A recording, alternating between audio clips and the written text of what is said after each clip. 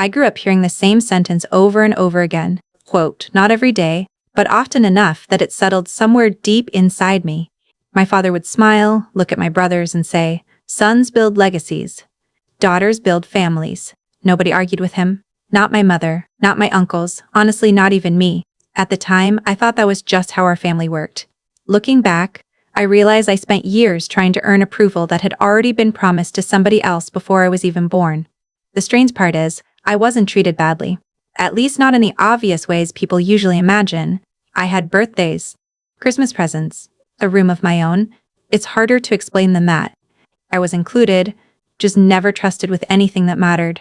Whenever there was talk about the family business, I somehow became invisible. My brothers stayed in the room. I was always sent to help in the kitchen or clear the table. I used to tell myself it didn't bother me. That's not completely true. A small part of me always wondered what they thought I was missing. What they never realized was that while everyone else was focused on who would inherit the company, I was paying attention to something nobody else cared about. An old filing cabinet. It had been sitting in my grandfather's office for decades, collecting dust.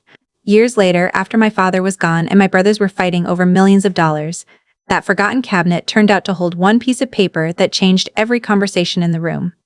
And the hardest part wasn't watching them realize they'd been wrong. It was realizing my grandfather had tried to tell them the truth all along, and nobody had bothered to listen. My name is Naomi Calloway, and I am 34 years old. 9 years ago, my father sat my two brothers and me down in the conference room of the company our grandfather built and told us he was transferring every share of Calloway Fastener Company to my brothers, Grant and Preston. He looked at me while he said it. Daughters inherit memories, he told me. Sons build legacies. That's just how it's always been.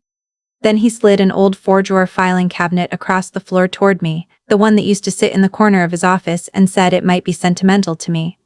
I still remember the sound it made scraping across the linoleum. A low, dragging groan, like the building itself didn't want to let it go. Last Tuesday, at 10,047 in the morning, my phone rang while I was standing in my kitchen with a cup of coffee I hadn't touched yet. Grant's name on the screen, for the first time in 14 months. I let it ring twice before I answered, mostly because I needed those 2 rings to decide whether I was going to. He didn't ask how I was. He didn't ask about my husband or my business or whether I still lived in the same house. He asked if I still had Dad's old filing cabinet from the office. I told him I'd have to check. That was a lie. I knew exactly where it was. It was sitting 11 feet from where I was standing, in the corner of my own office above a bakery in downtown Dayton, fully refinished, with a small brass key taped to the underside of the bottom drawer. But here's what none of them knew when Grant made that call. That cabinet was never empty, and in about 6 weeks, it was going to decide whether my father and my brothers could sell the company at all. If you've ever been the one who got written out of something you helped build, stay with me on this one because I think you'll recognize the shape of it. And if this story is the kind that hits close to home for you, I'd ask you to like it and subscribe, but only if it earns that from you by the end. I want to hear afterward whether anyone in your life only found their way back to you once the math changed. Let me take you back further than the conference room because none of it makes sense without Millbrook. Millbrook, Ohio, population around 4,200 depending on which sign you read, has one diner worth mentioning, the Wagon Wheel, one water tower with the town's name peeling off in blue paint, and one thing it's known for regionally, which is Calloway Fastener Company. My grandfather, Elias Calloway, started it in 1961 with a partner named Frank Doyle, a man who wasn't family by blood but who put up half the money for the first stamping press out of his own pocket, back when Elias had nothing but a rented barn and a set of drawings. There's a photograph in the old conference room of the two of them shaking hands in front of that press, both of them squinting into the sun, neither of them smiling exactly, just looking like men who'd bet everything on a piece of machinery. Frank Doyle himself died in 1986, 2 years before my father took the office over, and by every account I've since pieced together, he'd already stepped back from day-to-day operations for close to a decade by then, content to let Elias run things while he collected his share quietly and kept mostly to himself on a small farm outside town. He had no children of his own, only a sister's family scattered across 2 states, people my grandfather apparently knew by name and my father, by his own later admission, never once bothered to ask about. Somewhere between Frank's funeral and my father's first full year running the company, the Doyle name simply stopped appearing anywhere except that one photograph on the wall, and even that, I'd come to learn, my father had considered taking down more than once, only ever deciding against it because customers seemed to like the story of 2 men and a stamping press well enough to keep bringing it up at trade shows. My father, Walter, took over in 1988 and ran the place from the same corner office for 31 years, same brown leather chair, same brass nameplate he never bothered to update even after his own father died. He liked to say the company ran on three things: steady hands, steady numbers, and a Callaway in the corner office. He never once, in my hearing, said which Callaway that had to be. My mother passed when I was 19, from a fast and ugly cancer that gave us 4 months of warning and not much more. She was the one who used to soften my father's edges without ever quite contradicting him, the one who'd quietly slip me the last piece of pie when he'd already decided Grant should have it. After she was gone, there was no one left in the house to tell my father when he was being unfair, and he was unfair in a very specific and very quiet way, the kind that never announces itself as unfairness at all. Grant, 2 years older than me, got the MBA paid for outright and a party at the country club when he finished it, 90-some people, a cake with the company logo piped onto it in blue frosting. Preston, a year younger than me, got quietly excused from every family gathering that involved actual conversation, because Preston has never liked being looked at too hard, and my father let that be fine for a son in a way he never let it be fine for me. When I was 17, our high school softball team went to regionals, and my father missed both games to attend Grant's college orientation weekend 2 states away, a trip that had been scheduled for months and could easily have been moved a single day. My coach let me start at shortstop both games anyway, and we lost the second one by a single run in extra innings, a ball I got a glove on but couldn't quite hold. I remember scanning the bleachers between innings out of habit more than hope, and finding Ruth there instead, standing the whole 2 hours because she'd arrived too late to find a seat, waving a paper fan with the diner's logo on it that she grabbed off a table at the wagon wheel on her way out the door. Nobody in my family ever framed my father's absence as a choice. It was simply understood, the way weather is understood, as something that happens to you rather than something anyone decided. Growing up, that corner office was practically a second home to me. I did my algebra homework on the floor of it while my father took calls, listening to him negotiate steel prices with vendors twice his age. I knew where every drawer in that filing cabinet lived long before I ever worked there professionally, because I used to hide behind it during games of hide and seek with cousins at the company Christmas party, back when Grandpa Elias was still alive and still kept a jar of butterscotch candy on top of it for exactly that purpose. Nobody thought it was strange back then that the daughter of the house knew the office better than either of her brothers did. It only became strange later, once it started to matter who actually owned the office. I got the company's books, not as an inheritance. As a job, I started doing part-time bookkeeping for Callaway Fastener the summer I turned 20, then full-time after I finished my accounting degree at the state school 40 minutes away, the one my father called practical, which from him was never a compliment. I was good at it. I was better than good at it. By 23, I had cleaned up 3 years of miscategorized inventory losses that the outside accountant hadn't caught, over $200,000 quietly bleeding out of the books through a vendor account nobody had reconciled properly since 2009. My father mentioned it to a customer once, at a Chamber of Commerce dinner, in the same tone he might have used to describe a well-trained dog. "Naomi's sharp with the numbers," he said, and moved on to ask the customer about his golf handicap. The one person who never talked about me that way was my Aunt Ruth, my father's older sister, who married a mechanic named Hal instead of someone with prospects, in my grandmother's words, and got quietly written out of a lot of family conversations herself, decades before it was my turn. Ruth taught me to read a balance sheet at her kitchen table when I was 14, using her own grocery receipts as the practice set, red pen in hand, patient as anything. She called every single Sunday at 6 o'clock for as long as I can remember, rain or shine, good week or bad, just to ask what I'd learned that week, what I'd read, whether I'd eaten anything green. She never once asked me to prove I deserved the call. She just made it. I remember, the winter I turned 16, coming down with the bad flu right in the middle of my parents' busiest stretch at the plant, a big year-end order that had my father sleeping at the office more nights than at home.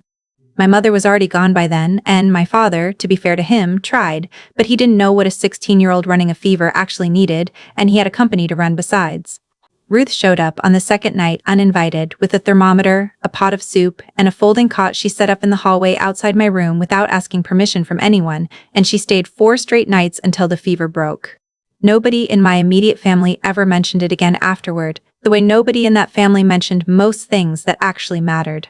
Ruth never brought it up either. She just kept calling on Sundays like it had simply been the obvious thing to do, which, to her, it always was.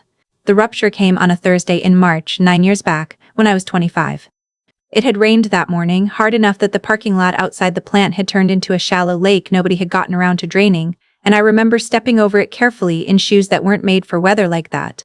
My father called a meeting in the conference room, the one with the framed photo of Grandpa Elias and Frank Doyle shaking hands in front of the first stamping press, the one that had hung on that wall my entire life without me ever once asking who the second man in it was. He'd had his lawyer draw up transfer documents that split 100% of the company's shares between Grant and Preston, 40 and 40, with the rest held back for himself until he was ready to fully step down. My name wasn't on a single page, and I checked twice before the meeting even started, flipping through the stapled packet someone had set at my seat, because by then checking documents for what wasn't there had already become something like an instinct, a professional reflex I hadn't yet learned to turn toward my own family. Grant sat across the table looking, I remember thinking at the time, faintly embarrassed on my behalf, though not embarrassed enough to say a single word in my defense. Preston studied the grain of the table like it might rearrange itself into something more comfortable to look at. You've always been good with the numbers, he told me, like that settled something. But this business needs someone who can carry the name forward. Daughters inherit memories. Sons build legacies. That's just how it's always been. Then he had the cabinet brought down from his office, the same one that had sat in that corner since before I was born, and told me I could have it. Sentimental value, he said. I remember standing there doing the kind of math I do without meaning to, the kind I couldn't have turned off if I'd tried. 40% of a company valued, at the time, at just under $19 million for each of my brothers. 0% for me.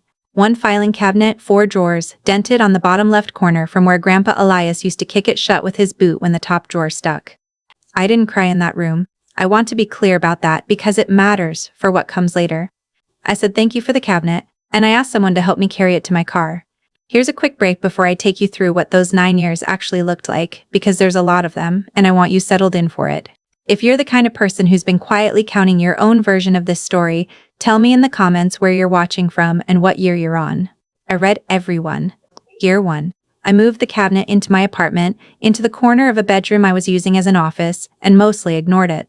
I didn't open the bottom drawer more than twice that whole year, and both times I closed it again within a minute, still too raw to sit with the object itself for long. That year, my father skipped my CPA licensing dinner, a small thing my firm threw for 4 of us who passed the exam. That cycle, because Grant had a golf outing with a vendor that same night and my father decided to go with him instead, a decision he mentioned to me afterward as though it had been the obviously correct one.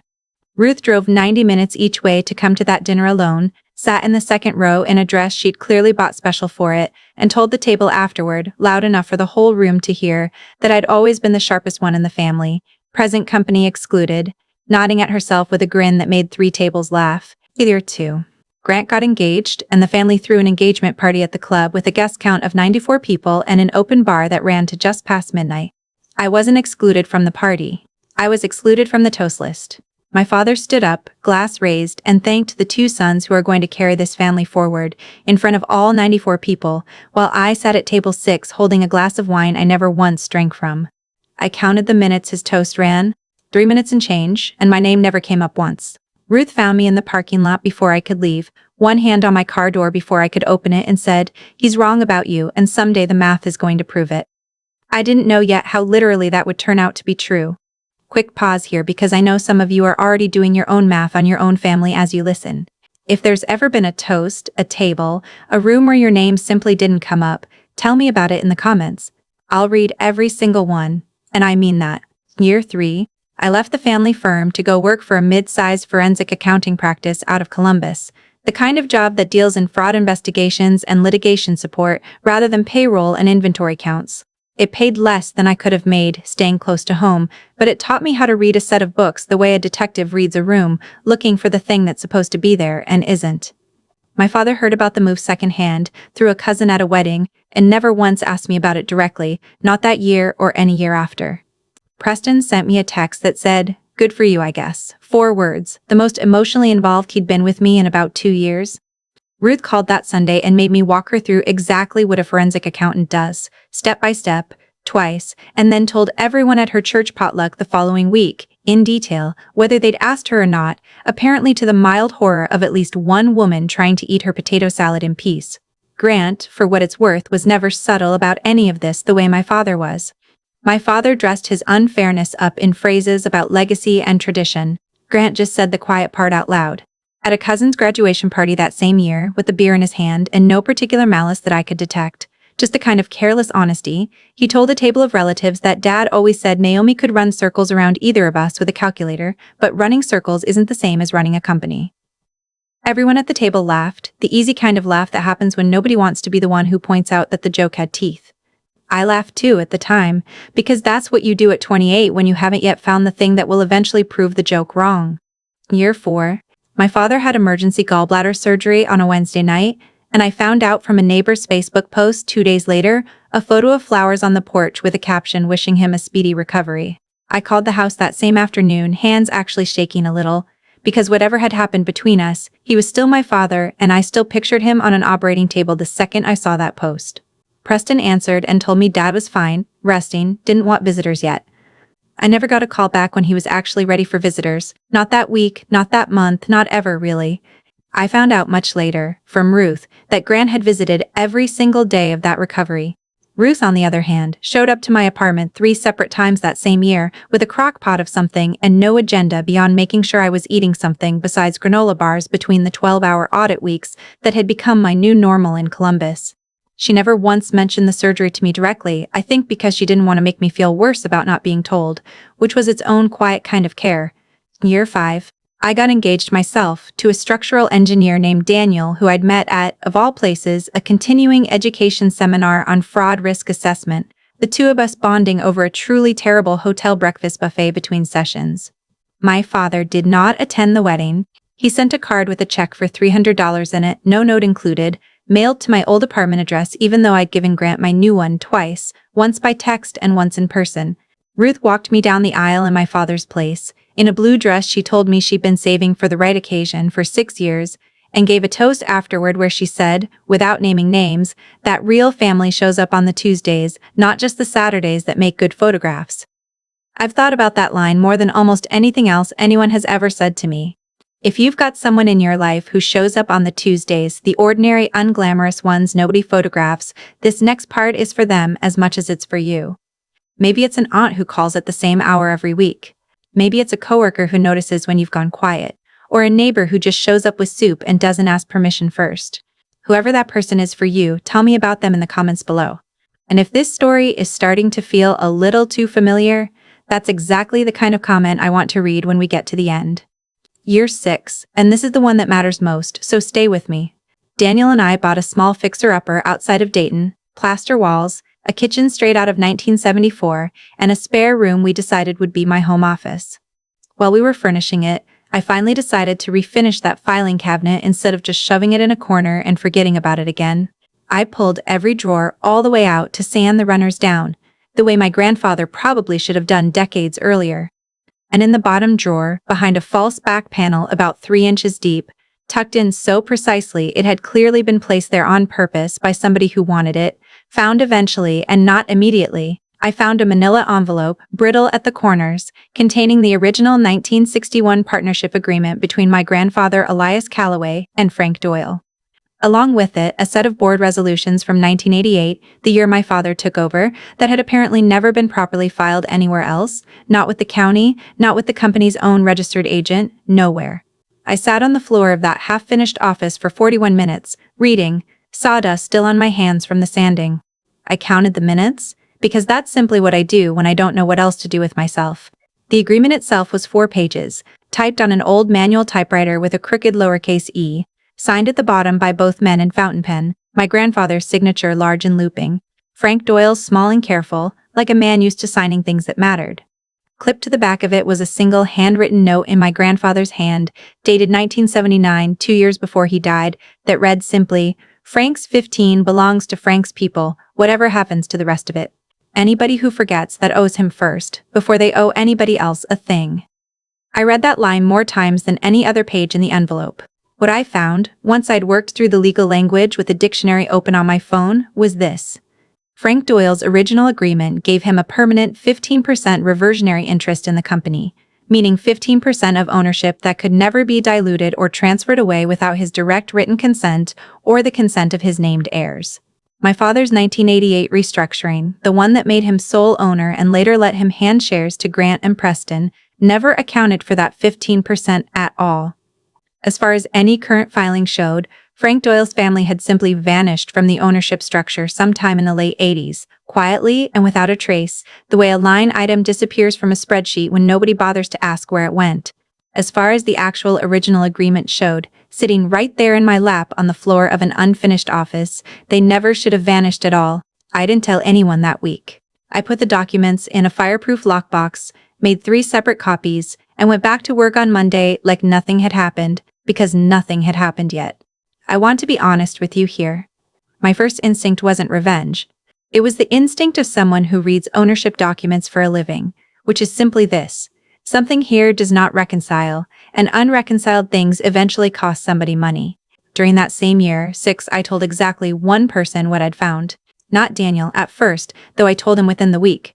Not my father, not my brothers. I told Ruth on our regular Sunday call, because Ruth was the only person alive who'd actually known Frank Doyle, even briefly, as a child at a company picnic decades earlier. She went quiet on the phone for a long moment, then said, "Your grandfather always did have a habit of keeping his real business somewhere nobody would think to look." I always wondered what happened to Frank's family after he passed.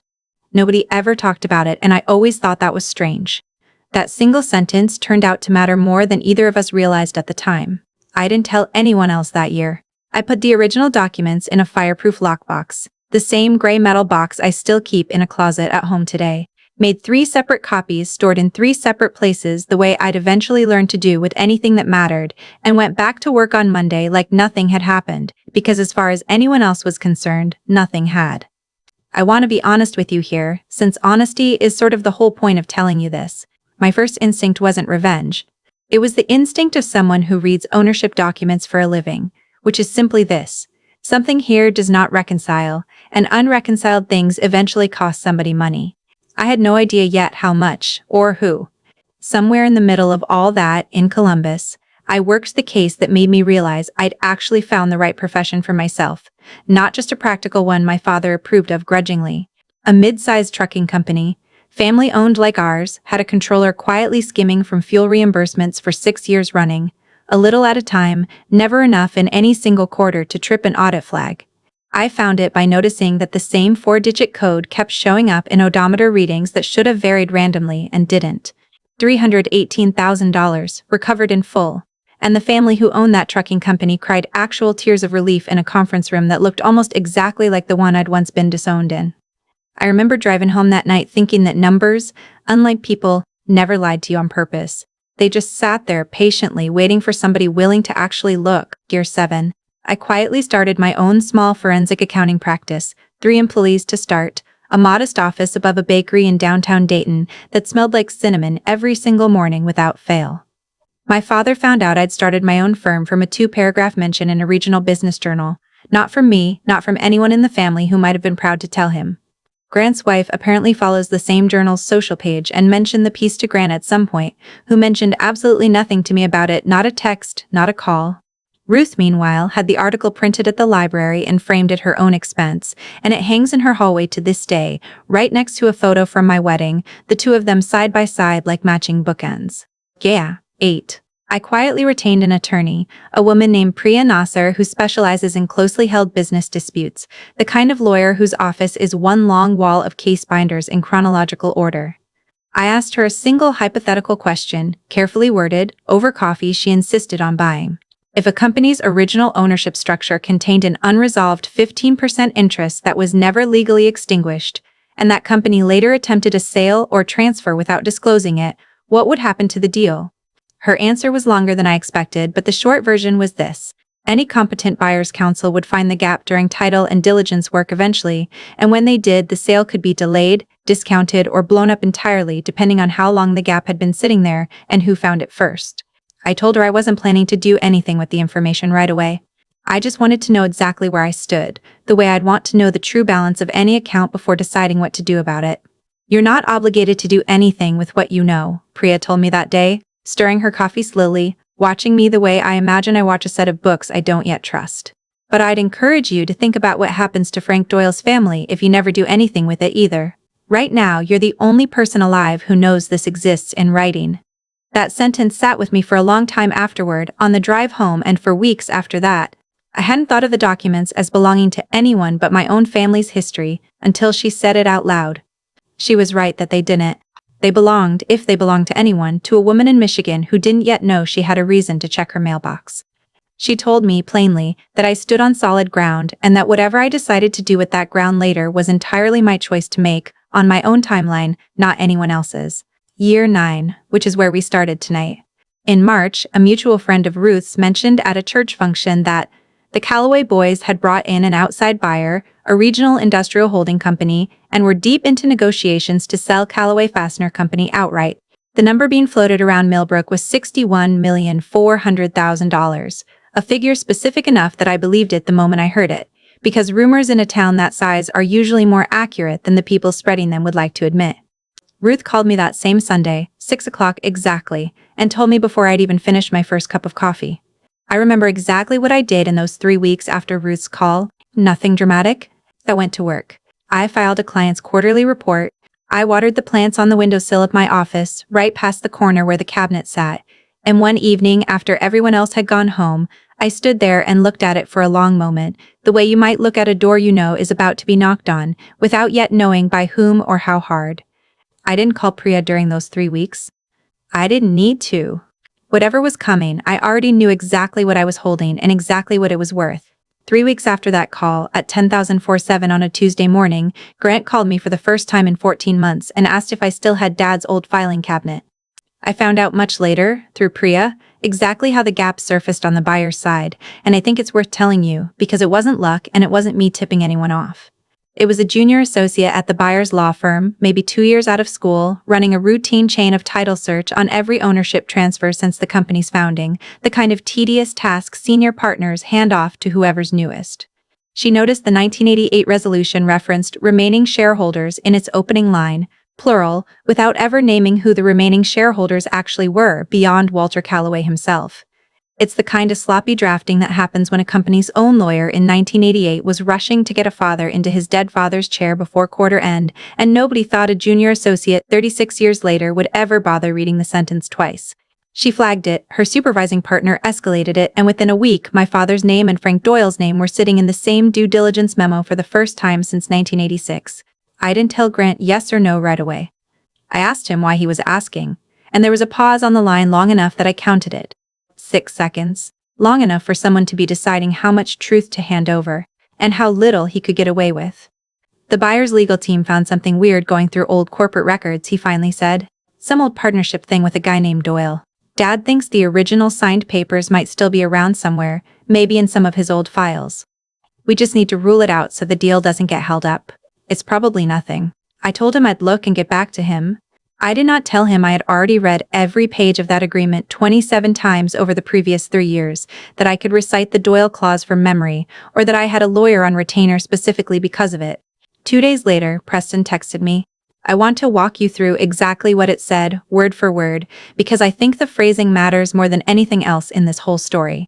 Grant asked me to reach out too. He said, "You're the accountant of the family. You'd understand the pressure we're under with the timeline. Whatever it takes to find those papers, we can figure out a way to make it worth your while." I read that message 4 separate times before I set the phone down. Not because I didn't understand it, because I understood it completely, and I needed a minute before I decided what to do with that understanding. Then, 3 days after that, Daniel forwarded me a screenshot that his cousin, who does IT contract work for a few Millbrook businesses, including Callaway Fastener, had sent him without fully realizing what he was looking at. It was a partial group chat thread between Grant and Preston, the kind that gets left open on a shared office laptop after hours. "I'm only going to give you the part that matters." Grant had written, "She keeps records on everything, always has. Ask nice, don't mention the sale number, just say we need the old files for estate planning. If she gets difficult, we'll figure out a number later." Preston had responded with a single thumbs up, and nothing else, no pushback, no second thought typed out where anyone could see it. That was the moment I stopped being someone who simply happened to be holding on to old documents and became someone who understood exactly what she was holding on to and exactly what it was worth to the people asking for it. I didn't scream. I didn't call either of them back in anger, though I'll admit I sat with the phone in my hand for a while deciding whether to. I did what I always do when something doesn't reconcile. I documented it, saved the screenshot in 3 separate places the way I'd been trained to preserve any piece of evidence that might matter later, and called Priya Nasser the next morning to tell her the hypothetical from 2 years earlier had stopped being hypothetical. "They're going to keep pushing," Priya told me, in the same calm, unhurried voice she'd used the first time we ever spoke about this. "The question now isn't whether this comes out. It's whether you want to control how it comes out, or let them control it." I told her I wanted to control it, not to punish anyone, just to be the one holding the pen when the truth finally got written down somewhere permanent. She helped me draft a short, careful letter to the buyer's legal team, sent through her own firm rather than mine, simply stating that documents relevant to the company's founding ownership structure existed and were in the possession of a party willing to cooperate through proper legal channels once certain conditions were met. I never mentioned money in that letter, not once, in any line. I never asked for a single cent of the sale. I asked, specifically, that any resolution properly account for the Doyle family's original 15% interest, wherever Frank Doyle's heirs might now be, which Priya's office had already located within about a week of searching public records. A niece, Corinne, living 2 states away in Michigan, who had absolutely no idea her late uncle had ever owned part of a fastener company in a small Ohio town she'd never once visited. I set the meeting myself. Not at the wagon wheel, not at my father's house, not at the company office where I'd once done the books at a desk with no nameplate of my own on it. I told Grant to bring whoever needed to be there to my own office, above the bakery, on a Thursday afternoon at 3 o'clock. I chose the room. I chose the chairs. For the first time in 9 years, I chose the table everyone would be sitting around. Before I tell you what happened in that room, stay with me, because this is the part everything else in this story was building toward. Subscribe if you haven't already, only if you want to see how it lands, and I promise you it isn't the ending you'd expect from the family who thought a filing cabinet was worthless. I'll tell you this much first. Nobody in that room raised their voice quite the way they were used to raising it at me. Grant arrived first, in a suit that cost more than my monthly mortgage payment, at 2058 in the afternoon, 2 minutes early. On his way up the narrow staircase from the bakery, he passed Marisol, the woman who owns the place downstairs and has brought me a free cinnamon roll every single Friday for 3 years, running without ever once being asked to. She told me afterward that Grant hadn't so much as looked at her, while my father, coming up a minute behind him, had stopped just long enough to say the rolls smelled wonderful and to ask, unprompted, whether business had been good that season. She told him it had, and he nodded like the answer actually mattered to him, which was more warmth than I'd seen him show a stranger in years. Small thing. I noticed it anyway, the same way I notice every small thing because that's simply how I'm built. My father came in behind Grant more slowly than I remembered him moving, using the doorframe for a second to steady himself in a way that told me more about the last 9 years than any phone call would have. He looked smaller in my office than he ever had in his own, which I hadn't expected to feel anything about, and did anyway. Preston came last, hanging back near the door like he wasn't fully sure he belonged in the room, which, in fairness, he probably wasn't, not yet.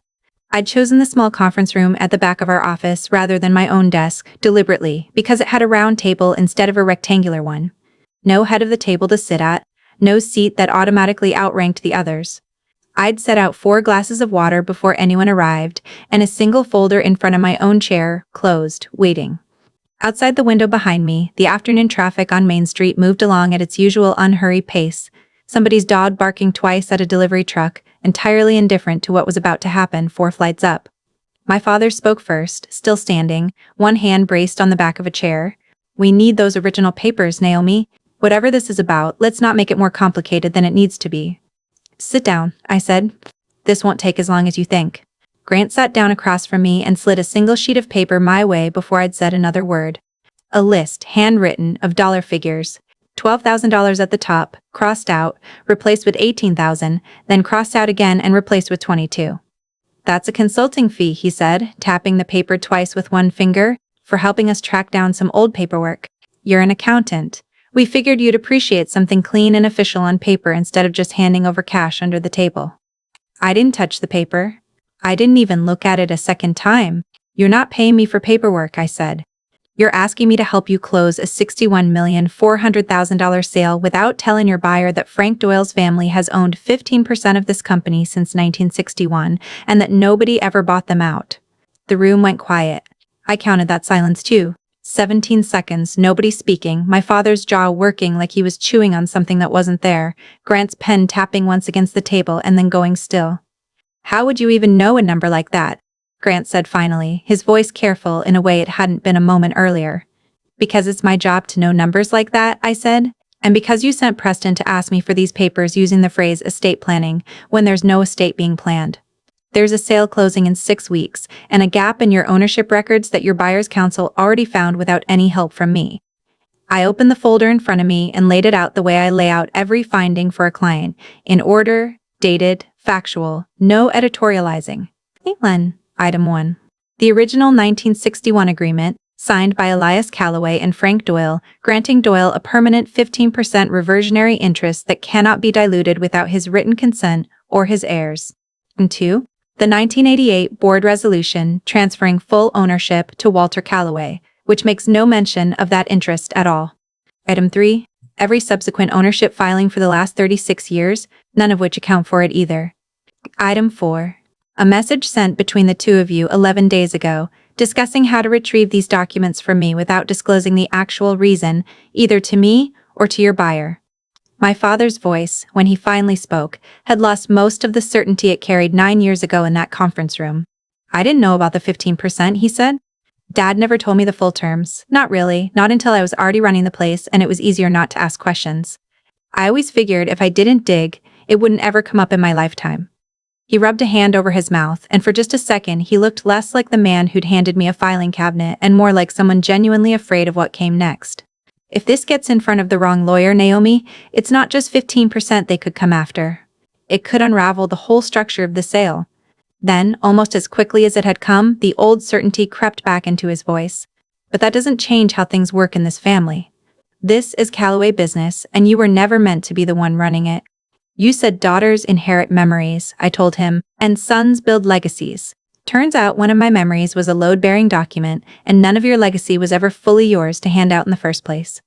Grant's voice rose after that, not my father's. He talked about family loyalty, about how much the sale meant for the company's 400 employees and their pensions, about how I was being difficult over old paper nobody even remembers, about how none of this would even matter if I'd just given them the cabinet 9 years ago when it was sitting useless in some spare room. You do realize, he said, leaning forward, that if this thing blows up the deal, it's not just us who loses. It's every single person on that floor with a mortgage payment counting on this closing. I let him talk. I let him talk considerably more than I talked, because I hadn't come there to win an argument. I'd come there to state a set of facts and watch what everyone in the room chose to do with them. I've already thought about those 400 people longer than you'd probably guess, I said, once he'd finished. That's exactly why I didn't sit on this. My attorney structured the disclosure so the sale can still close, on a fair timeline, with the Doyle interest properly accounted for instead of buried. Nobody loses their job over this. The only thing that changes is the number at the bottom of the page and who it's honest with. You want to talk about what nobody remembers, I said, once he'd run out of breath.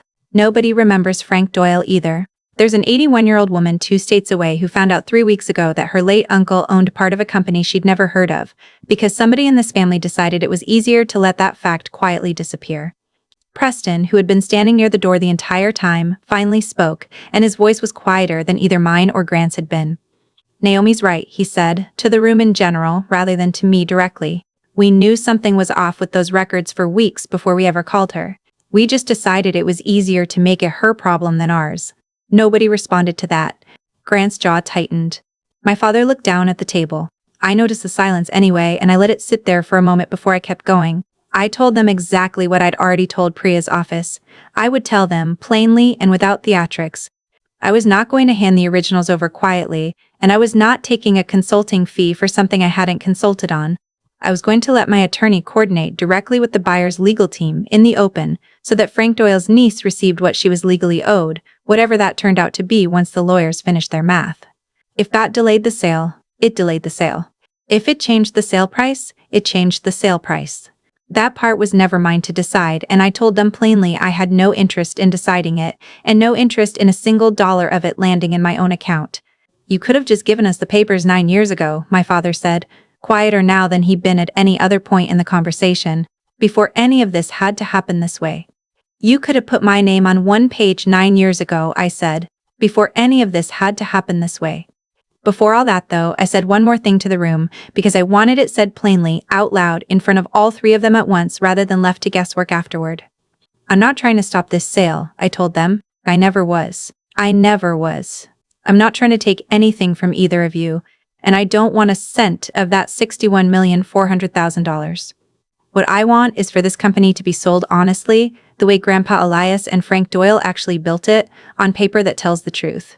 And if any one of you ever wants an actual relationship with me again, not a phone call asking for something, that starts on a day when nothing needs to be found, nothing needs to be signed, and nobody needs anything from me at all. That's the only condition there's ever going to be. Nobody answered right away. My father looked like he wanted to say something and couldn't quite locate it. Grant looked at the handwritten list of dollar figures still sitting untouched on the table between us, as if it might rearrange itself into something that still made sense. Daniel let himself in partway through that silence, right on time, the way we planned it that morning over breakfast. Carrying 2 coffees, he sat down without a word, one in front of me and one, oddly, in front of Preston, who looked startled to be handed anything by anyone that day. Daniel didn't say a single sentence the entire time he stood near the window. He didn't need to. His being there at all told my father and my brothers something I didn't have to spell out for them, which was that whatever happened in that room, I wasn't walking back down that staircase alone afterward. My father didn't answer that. He looked, for the first time in my memory, like a man doing arithmetic he didn't like the answer to, and coming up short every time he ran the numbers again. The sale closed 4 months later, at a price adjusted down by just under $4 million to account for the Doyle interest, which went, properly and legally, to a niece named Corinne who had grown up never once hearing her late uncle's name mentioned in connection with a fastener company in Ohio. Her attorney told Priya she'd cried on the phone when she found out, not from the money exactly, but from learning that a man she barely remembered from childhood had once built something that outlasted him by 60-some years. She sent me a card afterward, unprompted, in careful handwriting that said simply, "Thank you for not letting this quietly disappear a second time. I keep it in the same fireproof lockbox where the original documents used to live, right next to the copies I'll probably never need again." Grant never called again. My father sent one flat text message about 2 weeks after the closing. 4 sentences, and I still have it saved. The sale closed fine. Everyone kept their jobs. Thank you for handling things professionally. Your grandfather would probably have wanted it done that way. No mention of the 15 years he'd spent not knowing his own father's actual wishes. No mention of the 9 years before that. He seemed to think those 4 sentences closed the matter entirely. I never received anything resembling an apology from either of them, and at this point, I've stopped waiting for one. Some doors, I've learned, are meant to stay exactly where you left them. Preston called me on a Sunday, 7 months after that meeting in my office, at almost the exact hour Ruth always used to call me, which I don't think was an accident.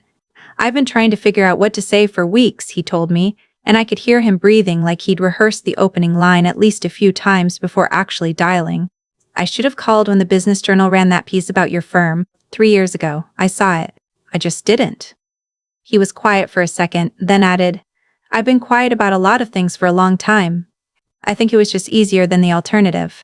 I told him I appreciated him saying it, and I asked him, plainly, what he wanted from the conversation. He said he wasn't sure yet, only that he didn't want to be someone who sends a thumbs up to a plan to take advantage of his own sister and calls that neutral. He apologized, specifically, for the group chat message, for the single thumbs up, for 4 years of short, empty text messages standing in for an actual relationship. I told him we could start slow. No talk of the company, no talk of money, coffee once a month if he wanted it, nothing more than that until it earned more. The first coffee, 2 weeks later, lasted 11 minutes and involved almost no real conversation at all, both of us circling small talk about weather and traffic like it was something breakable.